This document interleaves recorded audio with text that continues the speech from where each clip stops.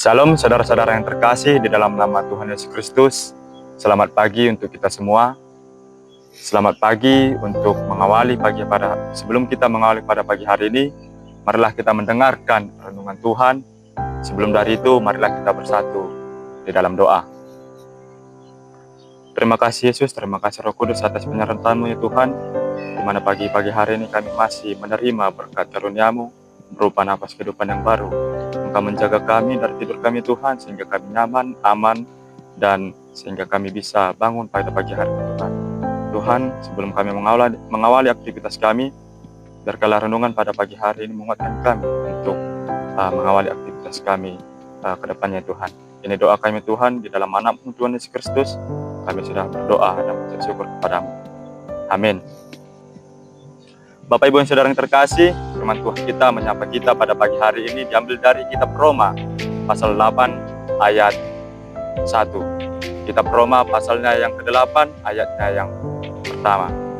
Saya akan membacakannya untuk kita semua. Demikianlah firman Tuhan. Demikianlah sekarang tidak ada penghukuman bagi mereka yang ada di dalam Kristus Yesus. Saya akan membacakannya sekali lagi. Demikianlah sekarang tidak ada penghukuman bagi mereka yang ada di dalam Kristus Yesus. Saudara-saudara yang terkasih, setiap manusia, setiap kita pasti pernah melakukan kesalahan. Dalam batin kita, seringkali ada suara-suara yang terus-menerus yang membisikkan bahwa kita tidak layak, kita terlalu berdosa, atau Tuhan pasti mengutuk kita karena masa lalu kita. Perasaan bersalah, perasaan malu, dan ketakutan yang akan hukuman adalah penjara rohani yang paling mengerikan bagi jiwa manusia. Banyak orang Kristen, banyak dari kita yang hidup dalam ketakutan seperti itu. Mereka beribadah, mereka melayani Tuhan, mereka berdoa bukan karena luapan kasih, melainkan karena rasa takut kalau tidak berbuat baik, maka Tuhan akan menghukum mereka. Namun hari ini melalui firman Tuhan, Rasul Paulus menuliskan di dalam Roma 8 ayat 1, datang membawa kabar pembebasan yang luar biasa bagi kita semua. Rasul Paulus dengan tegas mengatakan, demikianlah sekarang tidak ada penghukuman bagi mereka yang ada di dalam Kristus Yesus. Melalui ayat ini Bapak Ibu Saudara terkasih, ada 3 yang ingin disampaikan. Yang pertama adalah demikianlah sekarang. Kata sekarang ini menandakan sebuah titik balik yang besar. Sebelum pasal 8 ini dituliskan, Paulus menceritakan betapa frustasinya manusia yang hidup di bawah hukum Taurat. Di dalam pasal yang ke-7, manusia ingin berbuat baik, tetapi yang dilakukan justru yang jahat. Manusia terpenjara oleh kedagingannya, manusia terpenjara oleh keinginannya sendiri. Namun ketika Kristus datang dan mati di kayu salib, keadaan itu berubah total. Yang dimana kata sekarang berarti status kita hari ini, detik ini juga telah diubah. Jika kita telah menerima Yesus, pembebasan itu bukan sesuatu yang baru yang kita rasakan di masa sekarang, di masa depan, ataupun di masa surga nanti, melainkan sebuah realitas hukum yang berlaku saat ini juga di dalam hidup kita. Lalu, apa yang terjadi sekarang? Tidak ada penghukuman. Dalam bahasa aslinya, bahasa Yunani dikatakan adalah kata krima, yang dimana artinya hukum, yang berarti putusan hukum mati atau vonis bersalah.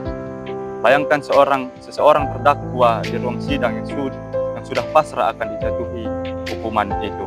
Tiba-tiba hakim mengetuk palu dan mengatakan, kamu bebas, tuntutan digugurkan. Itulah yang Yesus lakukan bagi kita.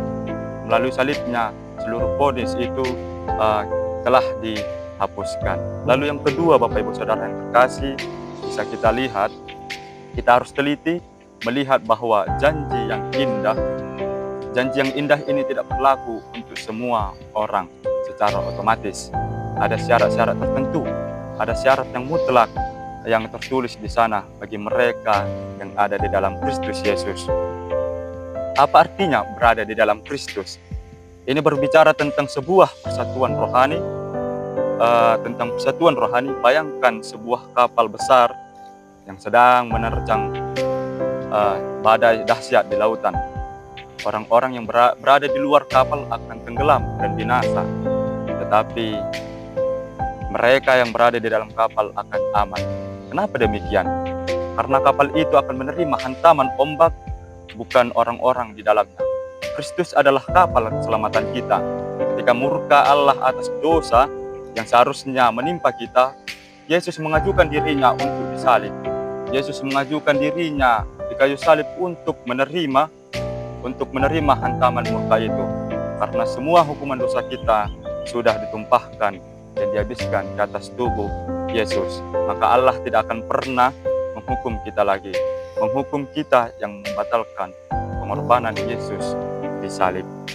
Di dalam Kristus Allah melihat kita sama sucinya seperti Ia melihat anaknya sendiri. Lalu yang ketiga dikatakan di situ, Bapak Ibu Saudara, bagaimana kita harus hidup.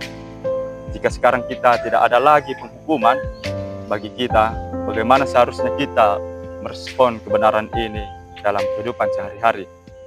Berhentilah kita untuk menghukum diri kita sendiri. Jika Allah yang Maha Kudus sudah mengampuni dan tidak menghukum kita, mengapa kita masih terus menghukum diri sendiri dengan rasa bersalah itu? Lepaskan beban itu.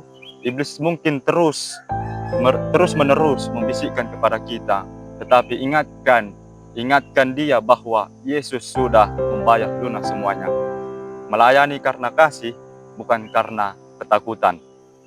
Seringkali kita berpikir bahwa kita harus menjadi orang baik supaya Tuhan mengasihi kita. Kebenarannya adalah Tuhan sudah mengasihi kita di dalam Kristus. Dan karena itu kita rindu untuk hidup kudus dan melakukan perintahnya. Motivasi kekristenan kita harus diubah dari takut dihukum menjadi bersyukur karena telah diselamatkan. Sebagai akhir penutupnya, Bapak Ibu Saudara yang terkasih, merdeka untuk taat. Saudara-saudara yang terkasih, dalam Roma pasal yang ke-8 dan ayat yang pertama tadi bukan sekedar ayat hafalan saja, melainkan sebuah proklamasi kemerdekaan rohani kita. Kita tidak lagi berjalan di bawah bayang-bayang ketakutan atau kutukan dosa. Pintu-pintu penjara telah terbuka, belenggu kita telah hancur. Mari kita hidup sebagai orang-orang merdeka. Merdeka bukan berarti untuk kembali berbuat dosa, melainkan merdeka untuk mengasihi Tuhan dengan sepenuh hati tanpa rasa takut. Jika saat ini kita masih merasa terikat oleh rasa bersalah, datanglah kepada Dia, datanglah kepada salib Kristus. Pandanglah Dia dan dengarlah suaranya yang lembut berkata, "Anakku, tidak ada lagi penghukuman bagimu." Tuhan Yesus memberkati kita semua. Amin.